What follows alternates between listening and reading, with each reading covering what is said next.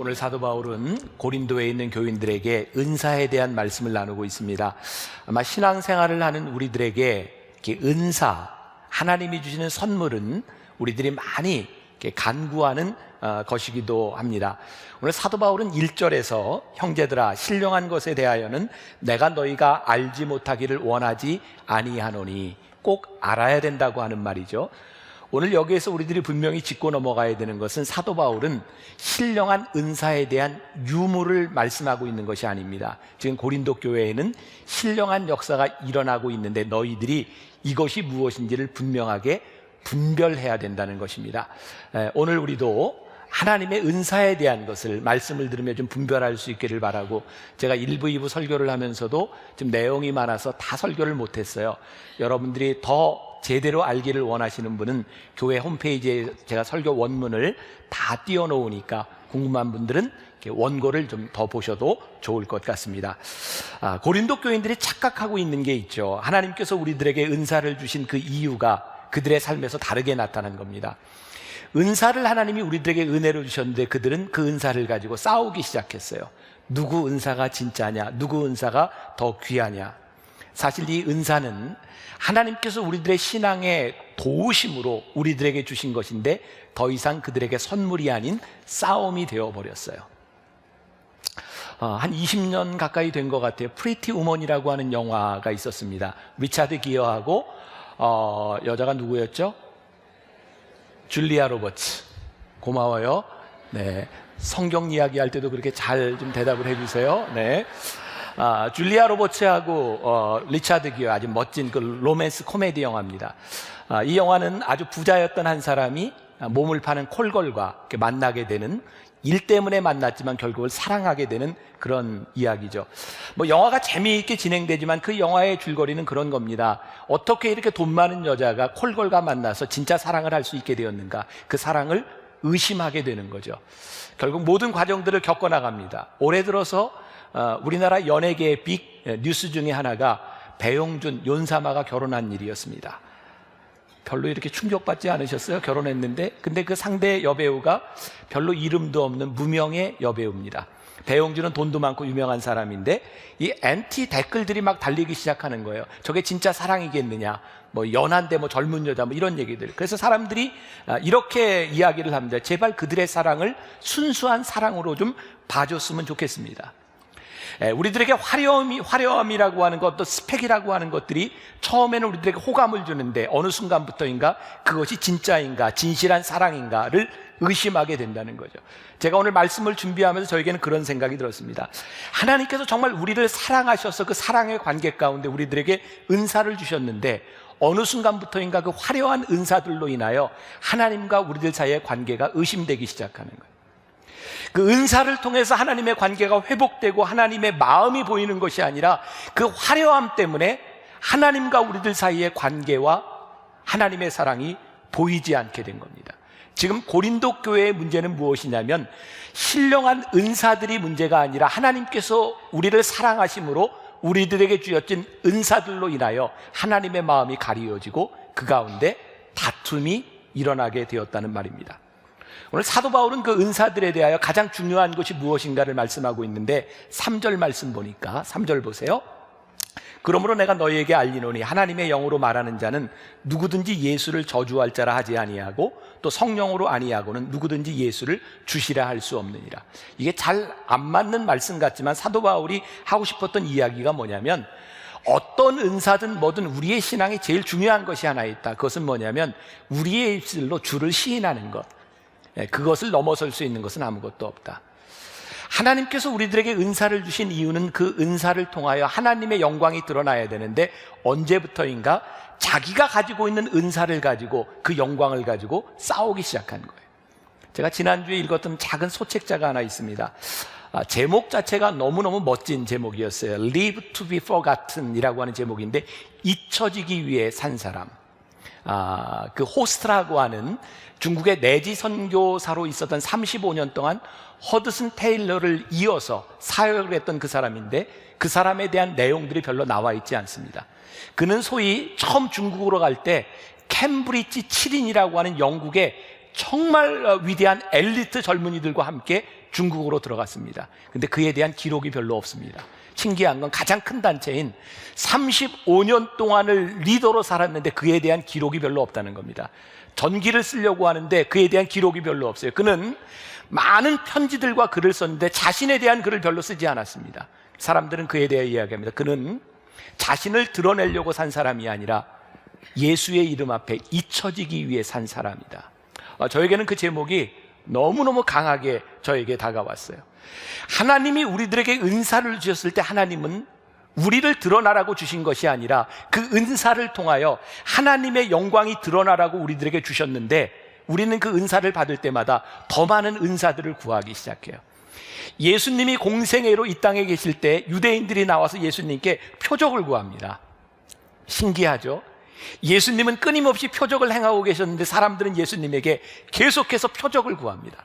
그래서 마태복음 12장 38절 이하에 보면 예수께서 대답하여 이르시되 악하고 음란한 세대가 표적을 구하나 선지자 요나의 표적밖에는 보일 표적이 없느니라. 요나가 밤낮 사흘 동안 큰 물고기 뱃속에 있었던 것 같이 인자도 밤낮 사흘 동안 땅속에 있으리라.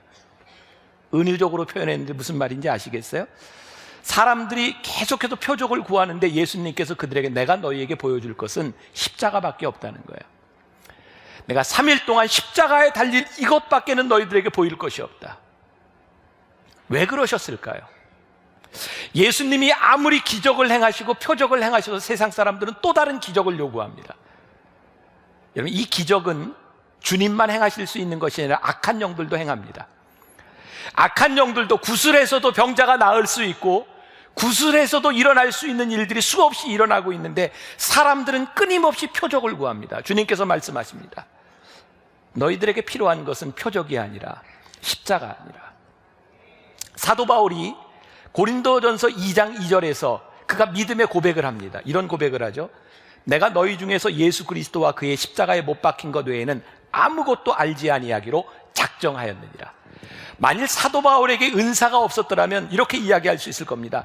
당신은 은사가 없으니까 이런 말을 하지요. 아니요, 사도 바울은 많은 은사를 가지고 있었습니다. 그가 깨닫게 된 것입니다.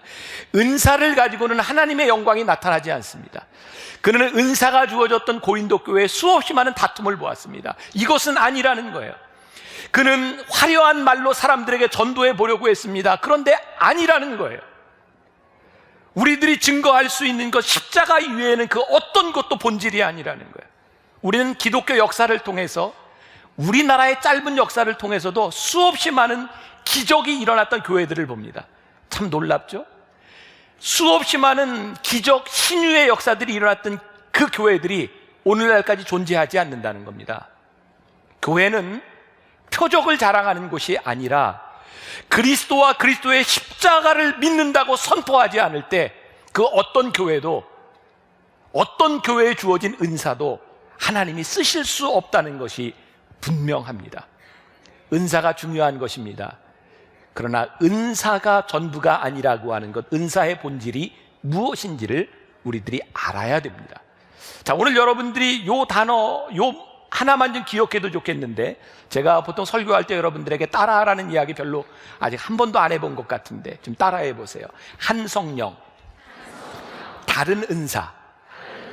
한 성령, 다른 은사라고 하는 것을 여러분들이 꼭 기억했으면 좋겠습니다.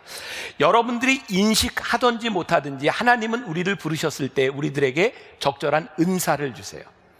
그리고 우리들이 신앙생활을 오래 하면서 우리들에게 드는 의구심이 있습니다. 하나님, 왜 저 사람에게는 저런 은사를 주셨고 저에게는 이런 은사를 주셨나요? 어떤 사람에게는 다른 사람과 비교해서 내가 교만해지기도 하고 어떤 사람에 비해서 내가 한없이 초라하게 느껴지기도 합니다. 사도 바울은 이야기합니다. 은사는 그런 것이 아니니라. 하나님께서 우리들에게 각자 다른 은사를 주셨는데, 자, 4절과 5절과 6절, 7절 말씀이 아주 중요합니다. 자, 은사는 여러 가지나 뭐가 같아요? 성령은 같고, 직분은 여러 가지나 주는 같으며, 또 사역은 여러 가지나 모든 것을 모든 사람 가운데서 이루시는 하나님은 같으니 각 사람에게 성령을 나타내심은 어떻게 해요?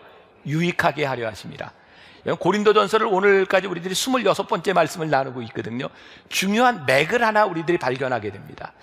교회에서 일어나는 수없이 많은 일 가운데 사도 바울이 끊임없이 이야기하는 것은 하나님께서는 우리들을 유익하게 하려고 부르셨습니다.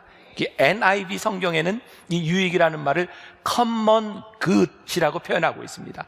서로에게 유익이 되는 일, 하나님이 드러나며 우리들의 영광을 위해 싸우는 것이 아니라 어떻게 하면 이 일로 인하여 누군가에게 유익이 될 수 있는가를 바라보라는 거예요.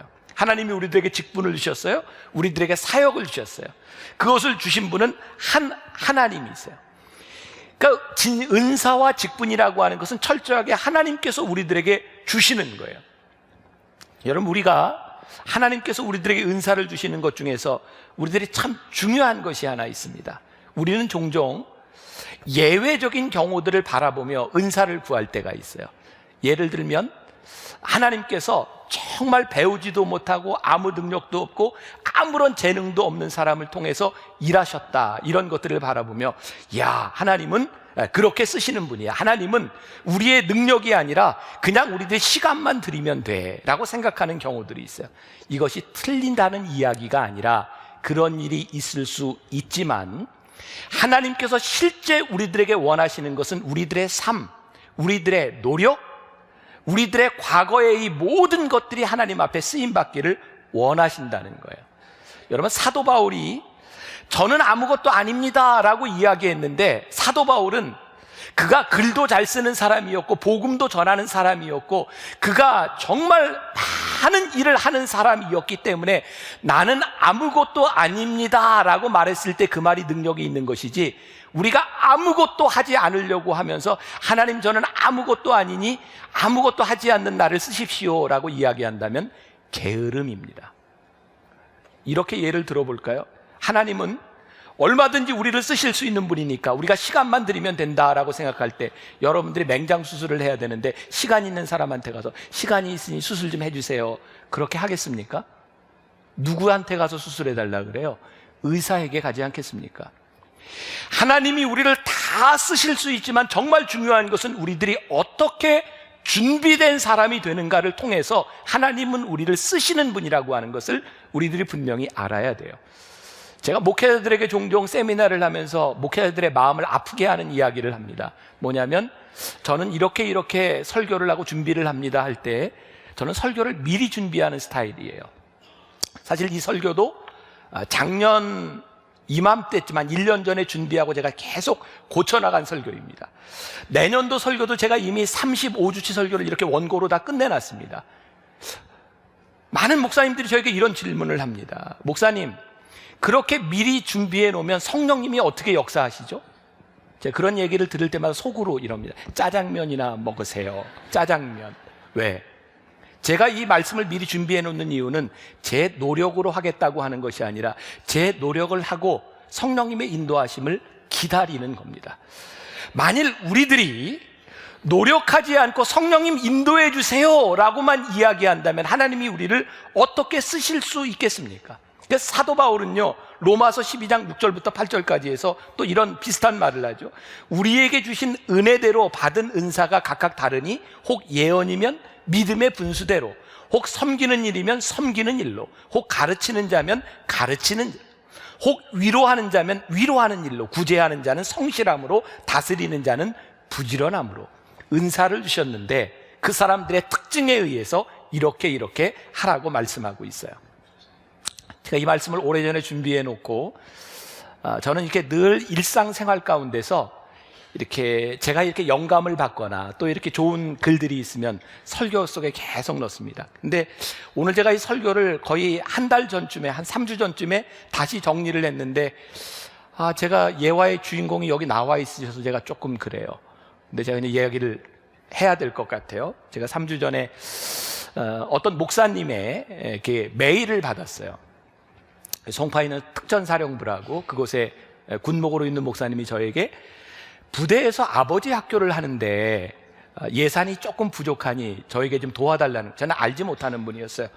근데 부대에서 아버지 학교를 한다는 게 저에게는 참 이해할 수 없는 일이었고, 그렇다면 뭐 조금이지만 제가 좀 도울 수 있으면 좋겠다. 그래서 돕게 되었고, 그 일로 인해서 그 특전사령부 그 사령관님하고 제가 같이 이제 식사를 하게 되었습니다. 그러면 들은 이야기예요. 이 특전사로 오기 전에 이분이 한 사단에서 근무를 하면서 부대를 떠나게 되었을 때 아마 지휘를 하면서 가지고 있었던 돈이 좀 있으셨던 모양이에요. 이걸 가지고 어떻게 부대원들에게 좀 유익을 줄까 하다가 먹을 거를 줄 수도 있고 뭐 필요한 걸 사줄 수도 있지만 아버지 학교를 좀 해줘야 되겠다. 그래서 그 돈을 가지고 아버지 학교하고 연결을 했던 것 같아요. 그런데 너무너무 많은 변화가 일어난 거죠. 그래서 이 특전사령부에 오면서도 이 간부들에게, 젊은 간부들에게 제일 좋은 선물이 무엇일까? 그게 아버지 학교라고 생각을 한 거예요.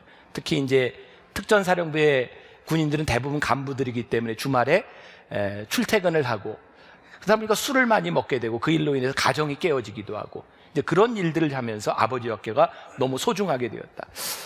제가 그 이야기를 들으면서 참 감동적이었던 것은 뭐냐면 한 사람이 무엇을 하느냐에 따라 얼마나 많은 변화를 일구어낼 수 있느냐는 거예요. 저는 여러분 오해하지 말고 들으십시오. 우리 크리스찬들 중에 가장 무책임한 말 가운데 하나가 기도합시다라고 하는 말입니다.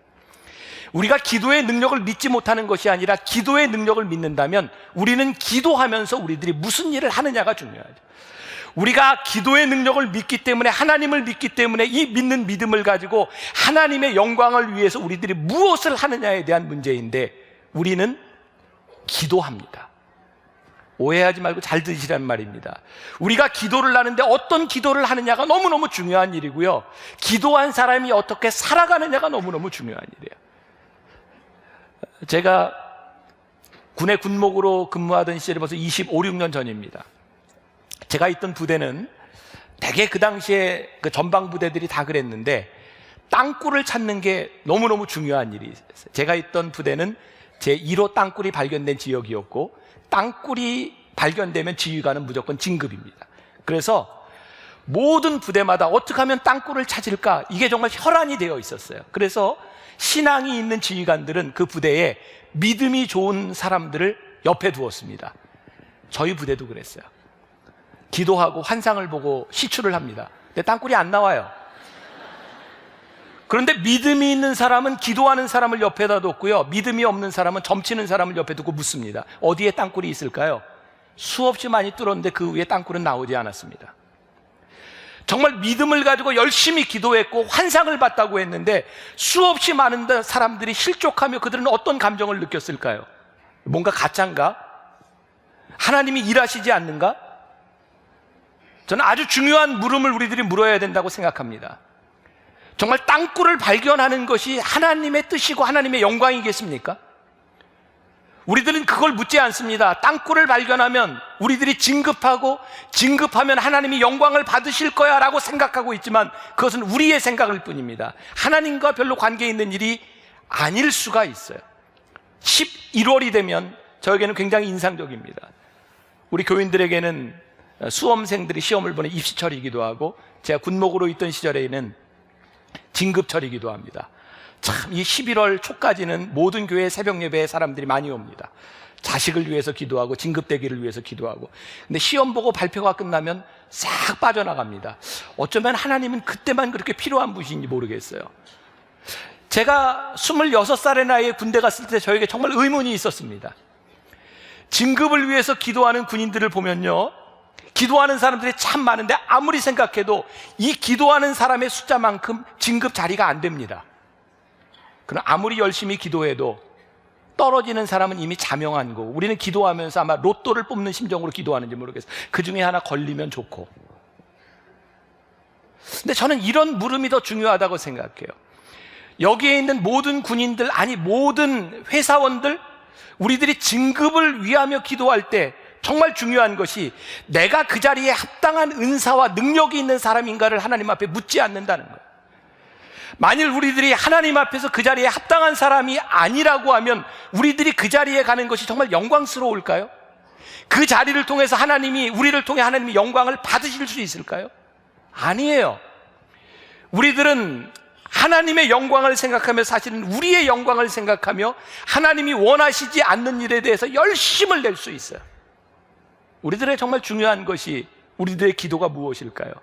우리들이 진정 섬기며 우리들에게 주신 은사가 무엇일까요? 예수님이 이 땅 위에 계실 때 예수님 옆에는 12명의 제자도 있었습니다.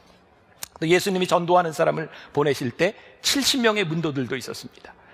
예수님이 부활하실 때 그 부활의 장면 승천하시는 것을 목격했던 500명의 제자들도 있었습니다. 예수님께서 기적을 행하시던 그 자리에 오병이어의 기적을 행하실 때는 5,000명이 넘는 사람도 있었습니다. 그들이 다 주님 곁에 있었지만 주님께서 그들을 동일하게 쓰시지는 않았습니다. 왜? 그들의 헌신과 그들의 능력이 다 달랐기 때문입니다. 우리들이 정말 물어야 될 것은 우리들의 은사를 하나님께서 우리들에게 주시는 것이라면 그것을 우리들이 어떻게 써야 되고 내가 거기에 합당한 사람인지를 묻지 않는다면 우리는 그저 내 영광만을 위해서 내 은사를 가지고 싸우는 사람이 될 수밖에 없을지 몰라요. 모든 것이 동일하지는 않습니다. 이런 빛을 이렇게 나타내는 단위가 룩스라고 이야기하죠. 여러분 화장실이나 이런 복도에 있는 빛의 룩스가 어느 정도 되는지 아세요 혹시? 100룩스 정도 됩니다. 조금 세밀한 것을 관찰하는 그런 조명은 한 1000룩스 정도의 밝기가 됩니다. 여러분들 이 이야기를 좀 들으면서 저렇게 김병삼 목사님은 아는 것이 많을까 뭐 이렇게 생각할지 모르지만 저도 요것 때문에 준비하다 잠깐 본 겁니다. 1룩스는 어느 정도의 밝기일까요? 촛불 하나의 밝기가 1룩스입니다. 화창한 여름날 오후에 땡볕이 비치는 햇볕의 밝기가 어느 정도 되는지 아십니까? 10만 룩스입니다. 여러분 똑같은 빛인데요, 빛마다 쓰임의 용도가 틀리다는 거예요. 오늘 사도 바울이 우리들에게 하고 싶은 이야기가 있습니다. 여러분들은 동일한 것을 받은 것이 아닙니다. 여러분들은 똑같은 능력으로 받은 것이 아닙니다. 그런데 중요한 것은 이것을 주신 분이 동일한 분이라는 사실입니다. 우리 모두가 동일한 분량으로 섬기는 것은 아닙니다. 그러나 우리는 동일한 분을 섬기는 것입니다. 그것을 통하여 하나님이 누구이신지를 드러내는 것이 하나님께서 우리들에게 은사를 주신 목적입니다. 우리들에게 중요하게 구분해야 될 것이 또 있습니다. 오늘 여러분들 중요한 걸 배우시는 것 같아요. 재능과 은사라는 거예요. 재능과 은사 중에 어떤 것이 하나님이 우리들에게 주신 것일까요? 둘 다. 재능도 하나님이 주셨고 은사도 하나님이 주셨어요. 재능은 우리들에게 주신, 하나님이 이렇게 우리들에게 주신 좋아하는 것일 수도 있어요. 오늘 2부 예배 때는 여기 이제 오케스트라가 여기 올라와 있어서 제가 음악하는 사람들을 보면서 그랬어요. 음악하는 사람들이 동일하게 꿈꾸지 않을까요? 훌륭한 연주가가 되기를 원하고 대성하기를 원하고. 근데 모든 사람이 그렇게 될 수는 없습니다. 여러분 기도한다고 갑자기 실력이 좋아질까요? 아닙니다. 여러분 기도는 그런 마법이 아닙니다. 기도는 우리들이 하나님 앞에 기도할 때 내가 좋은 사람이 되기 위하여 하나님의 힘을 달라고, 내가 노력하고 유혹을 이길 수 있는 힘을 달라고, 내가 하나님이 쓰임받을 수 있는 자리에 갈 수 있도록 저를 붙잡아 달라고 기도하는 것입니다. 그런데 모든 연주를 잘하는 사람이 가르치는 일을 잘하는 것은 아닙니다. 하나님이 우리들에게 어디에 은사를 주셨는지 하나님 앞에 묻지 않고 우리들이 기도한다면 우리들은 끊임없는 우리의 욕심을 가지고 혼자 고민하다가 혼자 실족할 수밖에 없을지도 몰라요. 오늘 사도 바울이 8절부터 10절까지 여러 은사, 이 9가지의 은사를 이야기하고 있습니다. 어떤 사람에게는 성령으로 말미암아 지혜의 말씀을, 어떤 사람에게는 성령을 따라 지식의 말씀을. 제가 시간 되는 데까지만 이 은사에 대해서 조금 더 이야기를 하려고 합니다. 여러분 지혜의 말씀과 지식의 말씀, 이 차이가 무엇일까? 저는 예전에 이런 생각을 했었어요. 지식은 우리들이 배워서 아는 것이고 지혜는 하나님께서 주시는 것이다. 저는 이렇게 쉽게 생각을 했었는데 말씀을 묵상하다 보니까 하나님이 우리를 쓰실 때 지식과 지혜는 하나님이 이렇게 우리들에게 은사로 주시는 거구나. 여러분 여기에 있는 여러분들 모두가 똑같은 지식과 지혜의 은사를 가지고 살 수 있는 사람은 아닙니다. 물론 예외적인 경우가 있을 수 있지만 하나님은 지혜와 지식을 잘 쓸 수 있는 사람에게 은사를 주세요. 자, 제가 예를 들어보겠습니다. 저는 목사가 돼서 은혜를 받았어요. 그러니까 저는 그 전까지 은혜를 받기 전까지 저는 목회를 그만둬야 되겠다고 생각했습니다. 왜냐하면 저에게 제일 힘든 게 성경을 보는 일이었어요. 너무너무 지루하고요. 성경을 보고 설교를 준비한다는 것이 너무너무 힘든 일이었어요. 그래서 저는 설교 준비를 하려면 책을 쌓아놓고 책을 많이 읽어야 되는 거예요. 제가 평생을 그렇게 살 자신이 없었어요. 목회를 그만둬야 되겠다. 근데 제가 은혜를 받았어요. 저희가 은혜를 받고 하나님의 은혜를 체험하면서 저에게 왔던 제일 중요한 사건이, 제 삶에 일어났던 사건이, 성경을 보는데 성경이 제 마음과 눈 속에 들어오기 시작하는 거예요. 참 신기했어요. 부럽죠. 말씀을 보는데요, 말씀이 저에게 들어오는 거예요. 부러워해 주세요. 부럽죠. 야, 정말 그때부터는요, 설교 준비를 하는데 책을 보는 것이 아니라 말씀을 보게 되는 거예요. 왜? 말씀이 말씀으로 꼬리를 물고 제 속에 들어오는 거예요. 그러니까 설교를 준비하려고 컴퓨터에 앉아서 쓰기 시작하면 쫙 써내려가는 거예요. 이게 너무너무 신나는 일인 거예요. 어떻게 이렇게 변화가 될 수 있는가. 그래서 제 방에 있었던, 지금도 제 방에는 주석이 한 권도 없어요. 저는 성경만 몇 권 다른 버전으로 이렇게 놓고 보면서 설교 준비를 해요. 제가 가지고 있었던 모든 주석들을 다 치워버렸어요. 왜? 그 주석은 누군가의 설명과 누군가의 믿음의 고백을 담아놓은 건데, 제가 은혜를 받고 난 후에 다른 사람의 고백이 아니라 제 고백을 이야기해야 되겠더라고요. 그런데 저에게 이렇게 주신 은혜, 저는 하나님이 저에게 주신 굉장히 큰 은혜라고 생각했는데, 가만히 보니까 제가 그렇게 할 수 있는 이유 가운데 하나가, 제가 지난 10년 동안 신학을 공부한 거예요. 신학대학을 졸업하고 대학원을 졸업하고 미국에서 또 대학원을 졸업하고 박사학위를 받고 했던 이것들이 저에게 은사가 아니었는데, 그 경험들을 바탕으로 하나님이 저에게 은사를 더해 주신 거예요. 만일 여러분들에게 이런 지식의 은사를 주신다면 여러분들에게 무척 힘든 일일 겁니다. 왜냐하면 어떻게 우리들이 그 일에 대하여 확신할 수 있겠습니까? 그러니까 제가 이 말씀을 준비하면서 그런 생각이 드는 거예요. 하나님이 우리들에게 은사를 주실 때는 하나님께서 우리의 경험도 사용하시고 우리의 노력도 사용하시고 우리들에게 적절한 것으로 주시는데, 우리는 하나님의 은사를 비인격적으로 생각할 때가 많이 있다는 거예요. 또 다른 은사 가운데 하나가 믿음의 은사입니다. 흥미롭죠? 믿음이 은사랍니다. 우리는 모두가 하나님을 믿습니다. 이 고백은 모두에게 동일한 일인데, 여기에 믿음의 은사라고 하는 것은 아주 특별한 믿음입니다. 유진 피터슨의 메시지 성경에 보면 여기에 이 믿음을 단순한 영어에 faith라고 하는 믿음을 쓰지 아니하고 simple trust라고 하는 말을 씁니다. 아주 간단하게 믿는 겁니다. 전 주변에서 그런 사람들 봅니다. 참 쉽게 믿는 사람이 있어요. 참 쉽게 믿어요. 우리가 그런 사람을 귀합사라 그러죠. 귀가 얇은 사람. 아무튼 뭐 다단계에도 빨리 넘어가요. 근데 이 사람들이 참 멍청하게 살아가는 것 같은데, 하나님의 역사를 보면요, 정말 단순하게 믿었던 사람들을 통해서 하나님의 역사가 이루어집니다. 그래서 이 믿음은 누구에게 주어지는 것은 아닙니다. 그리고 이 땅을 움직였던 정말 놀라운 역사적인 포인트에는요, 단순한 믿음을 가졌던 사람들의 고백이 있어요. 제가 내년에 좀 더 이제 한국 역사에 대한 설교를 또 하게 될 텐데, 제가 조금만 이야기하자면 1883년 9월 2일에 우리나라 최초의 미국 사절단이 샌프란시스코에 도착합니다. 그 사절단을 우리가 보빙 사절단이라고 부릅니다. 고종 황제의 명령을 따라 거기에 이제 대표였던 사람이 민영익이죠.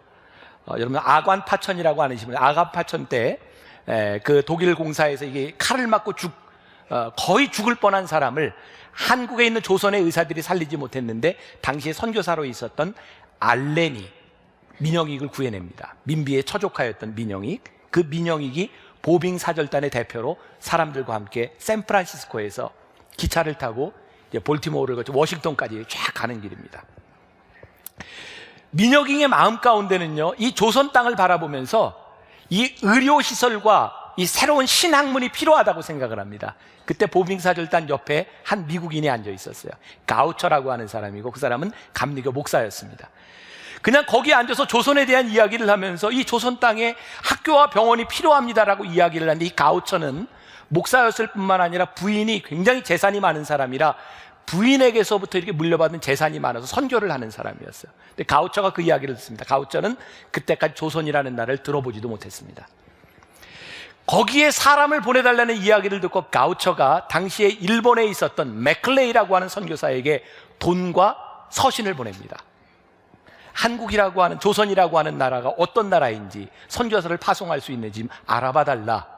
그리고 1년 후 1885년 4월 5일 부활절에 우리나라 최초의 선교사였던 아펜젤러와 언더우드가 한국 땅에 들어옵니다. 저는 역사를 보면서 야, 이 가우처라고 하는 사람이 듣도 보지도 못했던 그 땅에 대하여 어떻게 조선에서 온 한 사람의 이야기를 듣고 그렇게 신뢰하고 돈을 낼 수 있었는가?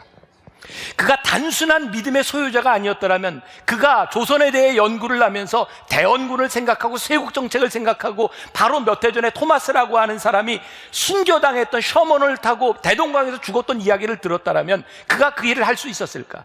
놀라운 것은요, 그의 마음속에 들어왔던 믿음은 다른 것을 생각하지 않고 심플하게 믿으며 그가 돈을 보내고 사람을 보내며 이 땅에 복음이 들어옵니다.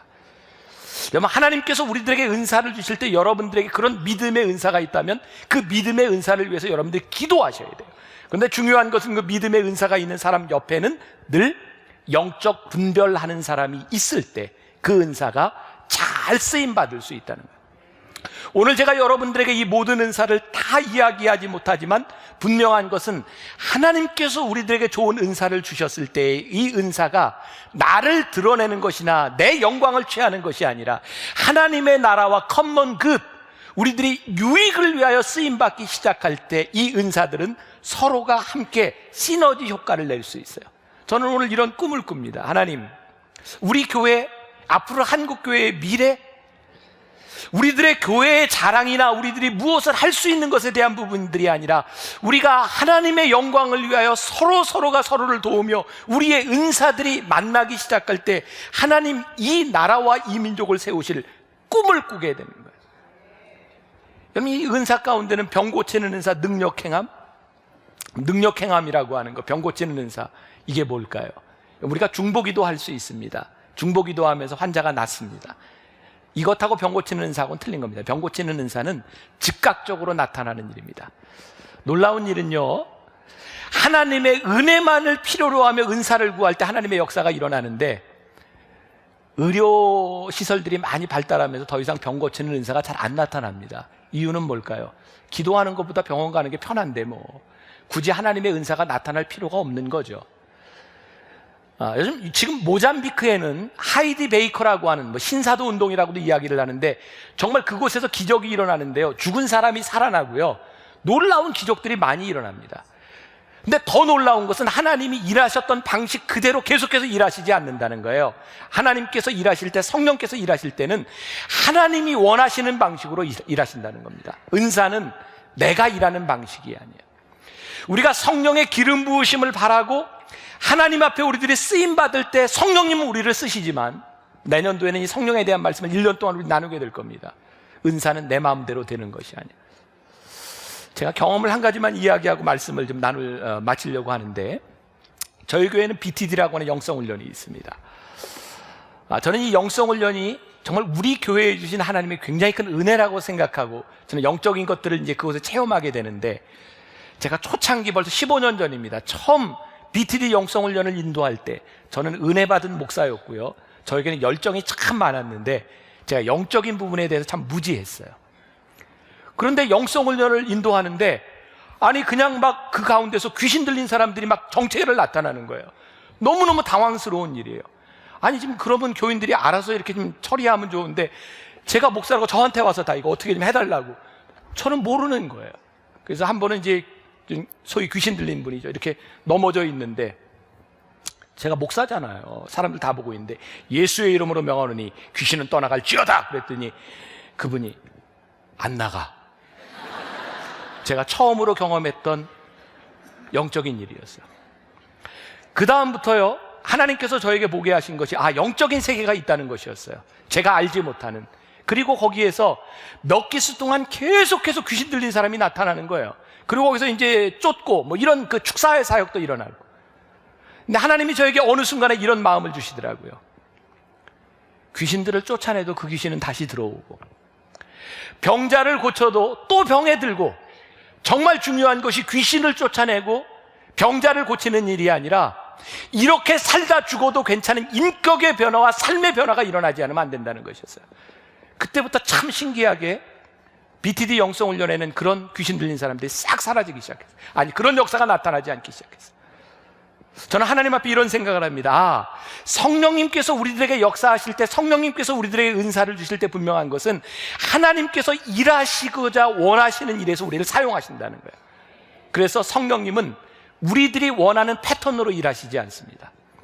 20년 전, 30년 전 이 땅 위에 일어났던 그 성령의 역사 그대로 일하시지 않습니다. 그래서 우리 교회와 성령님의 은사를 사모하는 우리들은요, 하나님 앞에 우리들의 마음들이 열려져 있어야 되고, 하나님이 우리를 어떻게 쓰실지에 대한 기대감이 있어야 되고, 그리고 우리들이 준비되지 않는다면, 우리들이 하나님 앞에 열심히 일하지 않는다면 하나님이 우리를 쓰실 수 없다는 거예요. 저는 한국교회와 우리 만나교회와 여러분들에 대한 기대, 저에 대한 기대도 있어요. 저는 저에 대한 기대가 참 많아요. 왜? 하나님은 저를 앞으로 어떻게 쓰실지 모르겠어요. 그만 쓰실지 조금 더 쓰실지 다른 모양으로 쓰실지, 중요한 것은 제가 제 삶을 모르기 때문에 기대가 있는 거예요. 제 삶이 제 계획대로 되지 않는 것 때문에 기대가 있는 거예요. 오늘 여러분들에게 성령님이 우리들에게 은사를 주신다고 하는 것은 정말 하나님, 한 분 하나님이 우리들에게 주시는 그 은사라고 하는 것, 그것이 여러분들에게 기대감이 되기를 원하고, 여러분들이 함께 섬기며 아름다운 영광을 드러내는 정말 주의 백성들이 되시기를 주님의 이름으로 간절히 축원합니다.